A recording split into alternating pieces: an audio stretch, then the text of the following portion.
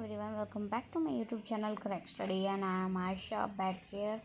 तो अभी हम क्लास 9 चालू करें तो पता है क्लास 9th में हमें क्या पढ़ना है जी। क्लास 9th में अब हम इकोनॉमिक्स पढ़ेंगे। फ्रेंच रिवॉल्यूशन ये सब हमने कवर नहीं किया। सबसे पहले हम क्लास 9th का इकोनॉमिक्स स्टार्ट कर रहे हैं। सो इकोनॉमिक्स के लिए हमारा सबसे पहला चैप्टर जो आता है वो है स्टोरी ऑफ विलेज पल्लमपुर। अब हम बोलेंगे कि हम इकोनॉमी पढ़ रहे हैं, पर हम पल्लमपुर के बारे में क्यों जानेंगे, पल्लमपुर आखिर क्या है। तो पल्लमपुर एक विलेज है जहाँ पर हमें इकोनॉमी को समझने के लिए अच्छे से एक टॉपिक मिली है हमें इकोनॉमी को समझने के लिए। ठीक है, अब पहले ओवरव्यू पढ़ते हैं। ओवरव्यू क्या है, अब देखिए लोग बता रहे हैं purpose of story is to introduce some basic concept relating to production and this we do through a story of hypothetical village called Palampur hypothetical. ठीक है, तो इन लोग कह रहे हैं, मतलब ये आंसर ही कह रहा है कि हमारा पर्पस ये स्टोरी को पढ़ने की। ठीक है, तो मतलब इन लोग कह रहे हैं हमारा पर्पस ये स्टोरी को जानना है। हम क्यों ये स्टोरी को जान रहे, ताकि हम कुछ बेसिक कॉन्सेप्ट समझ सके इकोनॉमी के और ऐसी प्रोडक्शन के। ठीक है, और हम ये समझेंगे एक स्टोरी से जो कि है विलेज ऑफ पल्लमपुर की स्टोरी। तो पल्लमपुर एक विलेज है जहाँ की स्टोरी से हमें इकोनॉमी के बेसिक कॉन्सेप्ट समझ आ जाएंगे। ठीक है, अब बोल रहे पल्लमपुर के बारे में हमें बता रहे पल्लमपुर में फार्मिंग ही एक ऐसा है जो सबसे ज़्यादा चलता है। बाकी सारी चीज़ें जैसे कि मैन्युफैक्चरिंग, डेयरी, ट्रांसपोर्ट, ये सब बहुत ही लिमिटेड स्केल यानी कम में इसे कम यूज़ होता है वहाँ पर, या फिर कम लोग उसे वो करते हैं, प्ले करते हैं। ठीक है, दिस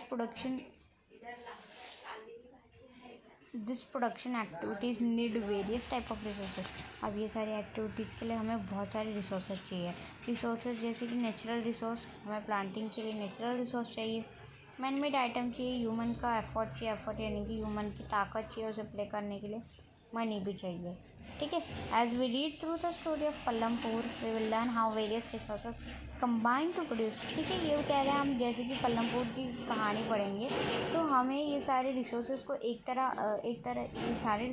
तरह कंबाइन करके हम सारे डिज़ायर, गुड्स और सर्विसेज को समझ सकते हैं विलेज के। ठीक है, तो ये ऐसा कह रहे हैं, है ना। अब हम आगे का देखते हैं।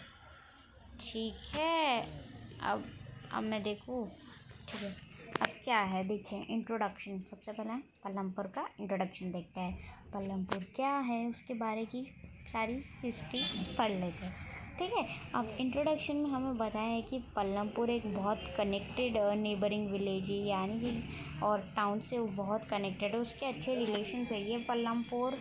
बाकी ये आगे के टाउन विलेज, अब इधर के जो भी मेन लोग, मतलब जो भी मेन चीज़ें हैं, जैसे कि आप देखिए हमारा इंडिया और ये अमेरिका दोनों के अच्छे संबंध है, वैसे गाँव का होता है ना। ठीक है, अब पल्लमपुर बहुत अच्छा कनेक्टेड है अपने विलेजेस और बाकी के टाउन से। अब बात आती है रायगंज की। रायगंज एक बहुत बड़ा विलेज है जो पल्लमपुर से 3 किलोमीटर दूर है, और उसका road connect village and further nearest small town of Shahpur. यानी कि जो रोड ये देखिए, ये रोड है, इधर पल्लमपुर है। अब उससे आगे बढ़े तो फिर यहाँ पर कौन सा गांव कनेक्ट होता है जी, रायगढ़। फिर उसके थोड़ा ही आगे कौन सा गांव आता है, शाहपुर। ठीक है, तो ऐसे ही एक ही रोड कनेक्ट करता है तीनों को। Many kind of transport are visible on this road starting from bullock cart, स्टोंगार, बोगेज, wooden cart drawn by buffalo loaded with jaggery and other commodities to motor vehicle, jeeps, tractor and truck. Okay, इसका मतलब है कि बहुत सारे हमें दिखते हैं, बहुत सारे ट्रांसपोर्ट कैसे वहाँ पर कार वो सब नहीं होगा।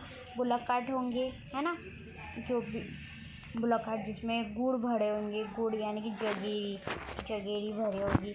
और फिर बहुत अदर तरह की चीज़ें भी हमें दिखती है, जैसे कि मोटरसाइकिल, जीप, ट्रैक्टर, ट्रक। क्योंकि गाँव वाला एरिया तो वहाँ ज़्यादा आई डोंट थिंक कि कार होती होगी, तो लोग ज़्यादा फार्मिंग खेती करते तो कार का क्या करेंगे, इसलिए वो बड़े बड़े ट्रैक्टर्स, जीप्स ये सभी इस्तेमाल करते हैं, और उनकी फैमिली बड़ी होती है तो इसलिए।